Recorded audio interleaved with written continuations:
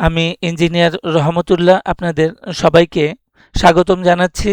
এখনকার আলোচনায় থাকছে ফুয়াং সিরামিক, যার সর্বশেষ ক্লোজিং প্রাইস হচ্ছে 15 টাকা 10 পয়সা। আমরা উইকলি টাইম ফ্রেমে আছি। এখন এই চার্টে দেখা যাচ্ছে যে ইমিডিয়েট একটা টপ ছিল, এটা মার্চের 2024। এরপর থেকে এখানে দুইটা zigzag A B C, then a correction, then another zigzag। তাহলে দুইটা জিগজ্যাগ যেহেতু হয়ে গেছে, তাহলে আশা করা যায় যে এখান থেকে প্রাইস মুভমেন্ট হওয়ার সম্ভাবনা থাকে।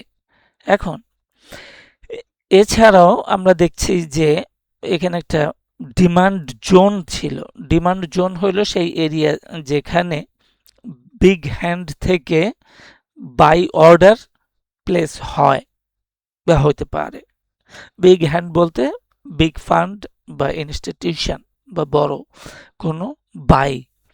এছাড়া আমরা দেখি যে এখানে একটা ডাইভারজেন্স আছে বিটুইন দ্য লো মে 2025 এবং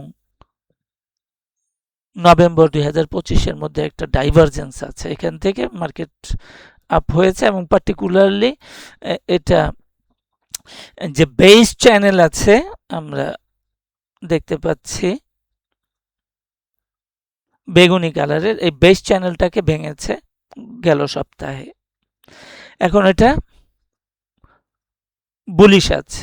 তো সেই ক্ষেত্রে এখানে আমরা একটু আগে দেখলাম যে তিনটা ওয়েভে ডাউন হয়েছে। তো যেখান থেকে ডাউন হয়েছে এইটাই হচ্ছে গিয়ে আমাদের target, first target area. It could be 16 টাকা 40 পয়সা। এটা রেজিস্ট্যান্স ধরি, এত কাছাকাছি ট্রেড করা মুশকিল। তাহলে আমরা দেখি যে আমাদের টার্গেটগুলো কোথায় রাখা যায়। তাহলে ফার্স্ট টার্গেট হচ্ছে 18 টাকা 60 পয়সা এবং সেকেন্ড টার্গেট 200% ফিবোনাসি লেভেলে আছে। তাহলে ফার্স্ট টার্গেট হলো 38.2% ফিবোনাসি লেভেলে।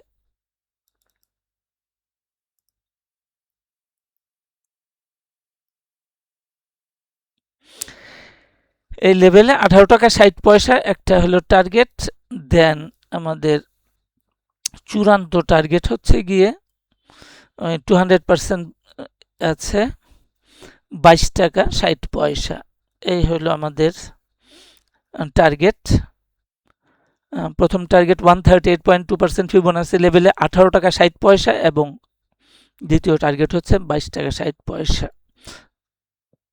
এখানে আরেকটা বিষয় যে এখানে এর আগেই আমাদের ড্র করা আছে যে রেজিস্ট্যান্স জোনটা, এটা অ্যাপ্রক্সিমেটলি আছে ওইখানে।